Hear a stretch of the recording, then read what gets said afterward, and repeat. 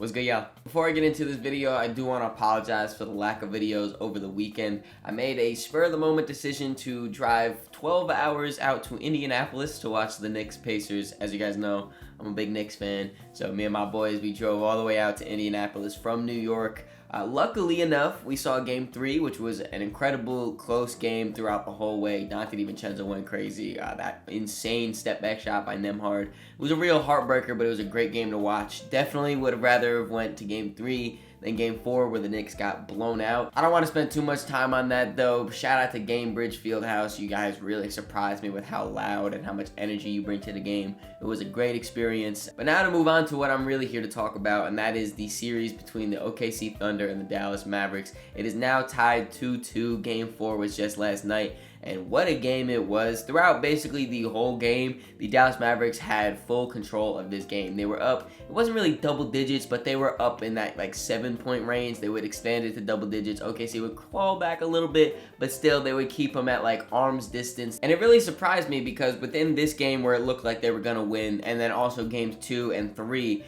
the Dallas Mavericks didn't really have any big performances from Luka Doncic and Kyrie Irving. It's really been their role players stepping up. Usually, you know, before the playoffs started or beginning of this year, you probably would have thought in order for the Dallas Mavericks to win a playoff game, they need to have Luka and Kyrie combined for, I don't know, 70 points, 80 points, something crazy like that. That has not happened so far, but they've been able to win. Luka's been struggling pretty much all playoffs, but especially in this series against the Thunder.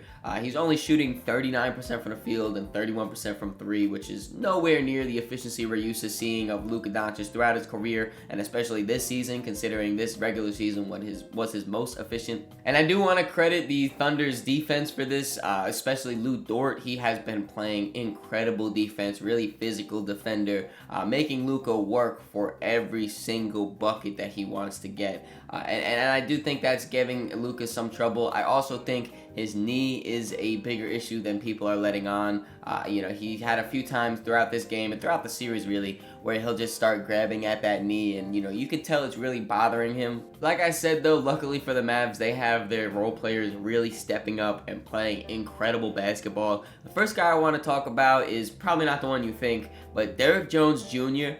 This game in particular, Game 4, every single time he was on the court, you could tell and you could feel the impact he had, whether that was him playing incredible defense and blocking shots at that wing position, or on offense, he was spotting up. He can knock down his 3. He's an incredible lob threat with his athleticism. There was multiple times this game where Luka would be damn near at half court, just lob it up, easy, quick 2 points for the Mavericks. I'm starting to realize that my favorite archetype of NBA player is the guys that don't do too much, don't do too little. They know their role and they do their role to perfection. Derrick Jones Jr. is that exact type of guy.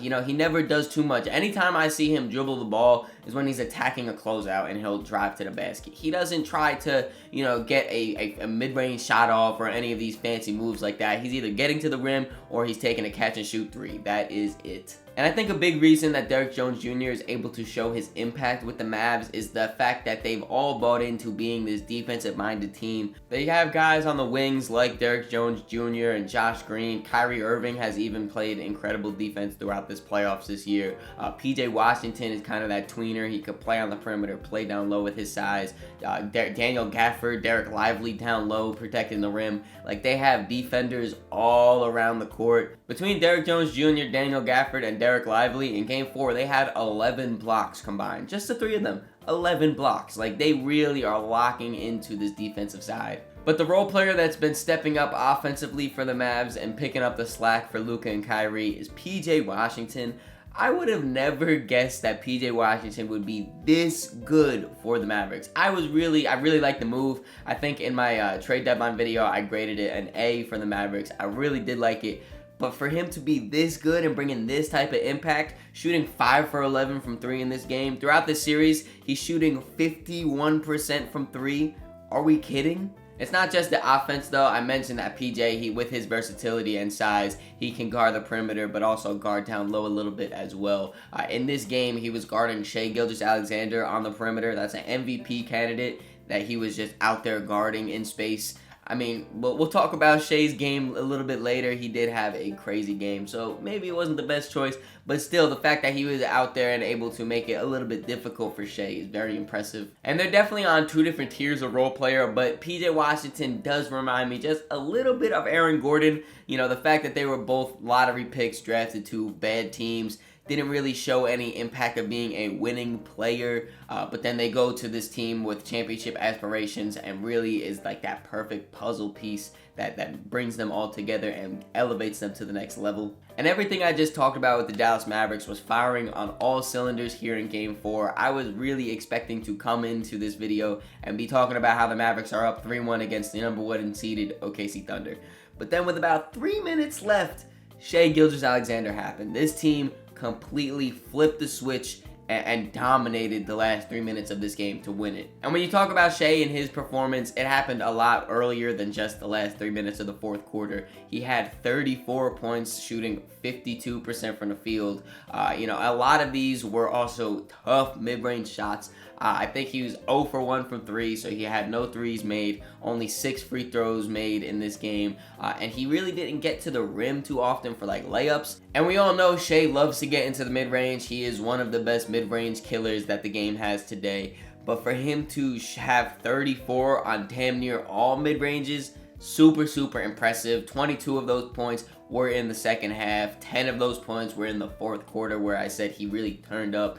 Shai Gilgeous-Alexander showed why he was an MVP candidate in this game. And I mentioned how the Thunder flipped that switch with 3 minutes left, where they looked like they were down and out, but they were able to hit that second gear. And I've talked about this kind of switch or second gear before, specifically with the Denver Nuggets, how they're able to really just turn into a completely different team and turn into the best team that we all know that they are. I feel like this is a very important thing that every championship team has to have. They need to be able to just dominate on both sides of the floor, get 3 stops in a row while also getting 4 buckets in a row to really climb back into a game or close out a game, and the Thunder really proved that they can do that. Shai went on a 9-0 run by himself again, basically all tough middies from Shai during that run to really pull the game back into grasp and eventually give the Thunder the lead. Jalen Williams had a pretty rough game, just not able to get his shots to fall at all really, but when it came to clutch time and in this fourth quarter, he played incredibly well.